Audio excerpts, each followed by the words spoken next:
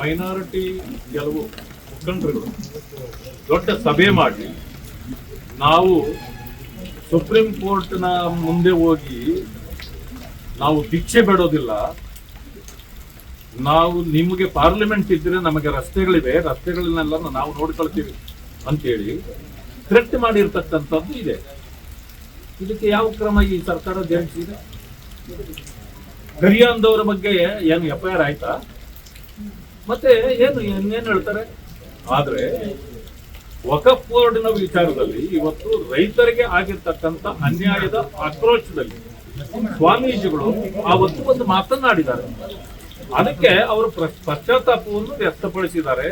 ಇದರಿಂದ ನೋವಾಗಿದ್ರೆ ನಾನು ಕ್ಷಮೆ ಕೇಳ್ತೇನೆ ಅಂತಕ್ಕಂಥ ಮಾತನ್ನು ಹೇಳಿದ ಮೇಲೆ ಇನ್ನೇನಿದೆ? ನಿಮ್ಮ ಪಕ್ಕದಲ್ಲೇ ನಿಂತ್ಕೊಂಡು ಪಾಕಿಸ್ತಾನಕ್ಕೆ ಜಿಂದಾಬಾದ್ ಅಂದವ್ರನ್ನ ನೀವು ರಕ್ಷಣೆ ಮಾಡ್ತೀರಿ, ನಿಮ್ ಜೊತೆಲೇ ಇಟ್ಕೊಳ್ತೀರಿ. ಆದ್ರೆ ಇಲ್ಲಿ ನೀವು ಮಾಡಿದ ತಪ್ಪಿಗೆ ಆಕ್ರೋಶವಾದಾಗ ಒಂದು ತಪ್ಪು ಮಾತು ಆಡಿದ್ದಕ್ಕೂ ಕೂಡ ಅವರು ಕ್ಷಮೆ ಕೇಳಿದ್ರು ಮತ್ತೆ ನೀವು ಅವ್ರ ಮೇಲೆ ಇಷ್ಟು ಕ್ರಮ ಜರುಗಿಸ್ತೀನಿ ಅಂತಂದ್ರೆ ಇದು ಡಬಲ್ ಸ್ಟ್ಯಾಂಡರ್ಡ್ ನಿಮ್ದು. ಆಮೇಲೆ ಓಲೈಕೆ ಇದೆ. ಈಗ ರೈತರಿಗೆ ಮತ್ತು ಹಿಂದೂಗಳಿಗೆ ನೀವು ಅನ್ಯಾಯ ಮಾಡ್ತಿದ್ದೀರಿ, ಮೋಸ ಮಾಡ್ತಿದ್ದೀರಿ, ಹೇಳೋದ್ರಲ್ಲಿ ತಪ್ಪೇನಿದೆ?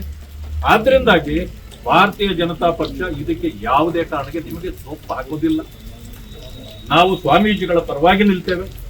ಇವತ್ತು ನೀವೇನು ಅನ್ಯಾಯ ಮಾಡ್ತಾ ಇದ್ದೀರೋ ಅದನ್ನ ಜನತೆಗೆ ಎತ್ತಿ ತೋರಿಸ್ತಕ್ಕಂಥ ಕೆಲಸವನ್ನು ಕೂಡ ನಾವು ಮಾಡ್ತೇವೆ ಅಂತಕ್ಕಂಥ ಮಾತನ್ನು ಹೇಳ್ತೇವೆ.